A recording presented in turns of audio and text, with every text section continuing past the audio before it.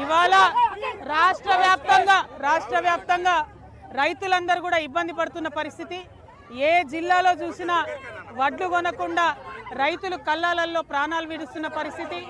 కొన్నకాడ కూడా ఘోరంగా తరుగుదీసి కొనుగోలు కేంద్రాల్లో అవినీతి, కొనుగోలు కేంద్రాల్లో తరుగుదీయడం, రైస్ మిల్లర్ల దగ్గర ప్రభుత్వం కుమ్మక్కై అక్కడ కూడా తరుగుదీయడం, మొత్తం రాష్ట్ర వ్యాప్తంగా కూడా భయంకరమైన పరిస్థితి ఉంది. కొంటామన్నటువంటి వడ్లు కొననటువంటి పరిస్థితి ఉంది, జొన్నలు కొననటువంటి పరిస్థితి ఉంది, పొద్దుతిరుగుడు రైతులకు అన్యాయం జరుగుతున్న పరిస్థితి ఉంది. ఎక్కడా కూడా ఈ రాష్ట్రంలో రైతులంటే కనీస మర్యాద గౌరవం లేనటువంటి పరిస్థితి ఉంది.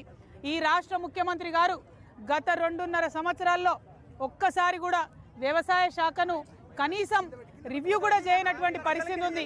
మరి అటువంటి పరిస్థితులలో ఈ రాష్ట్రంలో రైతులకు కలెక్టర్లు అన్యాయం చేస్తూ ఉన్నారు. ఎక్కడికక్కడ కలెక్టర్లు మౌఖికంగా ఆదేశాలు ఇచ్చారు. అదేమంటే గ్రేడ్ ఏ రైతులు వడ్లు గ్రేడ్ ఏ అయినా సరే గ్రేడ్ లెస్గా రిజిస్టర్ చేస్తున్నారు. ఏదైతే సన్న బియ్యానికి బోనస్ ఇచ్చినామని చెప్పిండ్రో వాటిని ఎగబెట్టేటటువంటి ప్రయత్నంలో భాగంగానే ఇవి చేయడం జరుగుతూ ఉంది. మేము డిమాండ్ చేస్తున్నాం, అన్ని చోట్ల కూడా కళ్ళాల్లో ఉన్నటువంటి వడ్లను వెంటనే ప్రభుత్వం కొనాలి.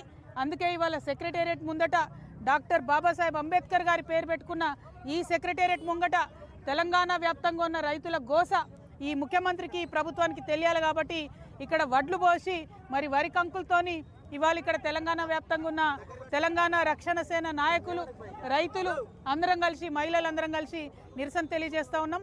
ప్రభుత్వం తక్షణమే వడ్లు కొనాలి, పొద్దుతిరుగుడు పువ్వు కొనాలి, జొన్న కొనాలి, రైతులకు న్యాయం చేయాలి. ఎరువులు కూడా రానటువంటి పరిస్థితి ఉంది. ఒక్కొక్కసారి రైతు 4 సార్లు ఒక్కొక్క రైతు తిరిగి ఎరువులు కొనుక్కునే పరిస్థితి ఉన్నది. ఆ యాప్ ఎవరికి అర్థమైతలేదు.